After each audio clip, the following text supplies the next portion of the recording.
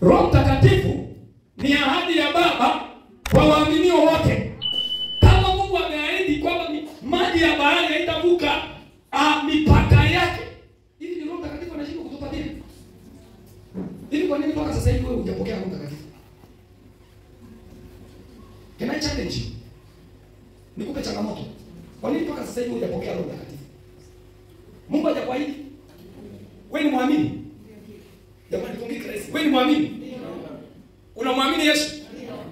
Hivi ahadi huwa inaombwa au wamedaiwa? Kwa hiyo kuna watu mpaka leo hawajawahi kudai ahadi zao, zimeingia tu pale. Yaani unaona watu wakinena kwa lugha. Unasikia kuna lugha ya Roho Mtakatifu. Alafu wewe unabaki tu kushangaa, unatoa macho hivi kama sungura. Alafu unawashangaa unasema hivi mtu anaongea nini? Kuna watu inabidi anasikia watu wamejaa, wanafunika roho. Yeye ndiye wakati huo anatengenezea nyusi zake. Yeye ndiye wakati huo anaweka mkanda vizuri. Yeye ndiye wakati huo anakumbuka ni ukitoka hapa ile kikao kile hatukumaliza vizuri. Nikitoka hapa nimepata idea. Yaani hajui kwamba nini kinaendelea, anasema hawa wajinga hao. Waache waendelee na mambo yao. Roho Mtakatifu ni ahadi ya Baba kwa waaminio wote. Kama mwanadamu anaweza kusema Bwana ukifanya hivi, mke wangu ukifanya hivi, nitafanya hivi. Na wanafanya. Na wakati mwingine unakuta umetimiza kigezo chako, na wakati huo hana hata uwezo wa kufanya hivi. Inabidi akatafute ili atimize kwa watu waaminifu kutimiza ahadi zao. Sasa mwanadamu wakati mwingine anaweza kashindwa kutimiza kile alichoahidi kwa mtu. Lakini nataka nikwambie sio Mungu. Sio Mungu. Jamani, Bwana Yesu asifiwe. Sio Mungu alimwahidi Ibrahimu kwamba mzee, yaani wewe utanizalia mtoto na uzao wako utakuwa mwingi kama mchanga wa bahari, kama nyota za angani. Akamwahidi Ibrahimu, miaka ikaenda miaka 75, hao ni kinachoendelea.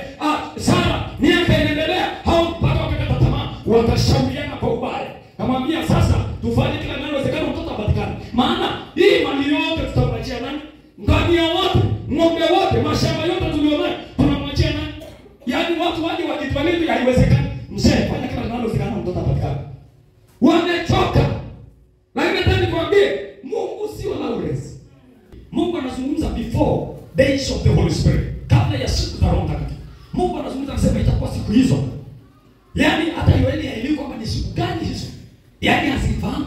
Lakini nabii anatabiri itakuwa siku hizo. Nitamimina roho yangu juu ya wote wenye mwili. Ili wewe na wana wenu waume kwa wake watatabiri. Na wana wenu na watoto wenu watatabiri.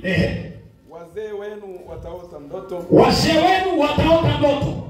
Na vijana wenu wataona maono. Na vijana wenu wataona maono. Yaani Yoeli anaona siku hizo Mungu atamimina roho yake juu ya wote wenye mwili. Wangapi wana mwili hapa? Kama una mwili ondoka tu. Wangapi wana mwili? Jamani, wewe yaani naachaje kujaza Roho Mtakatifu? Yaani amejifunga mwenyewe kazi juu ya wote wenye mwili. Sio juu ya wote wenye mwili. Nitamimina roho yangu juu ya wote wenye mwili. Sasa Mungu mimi sina mwili. Kwa nini nisijazwe?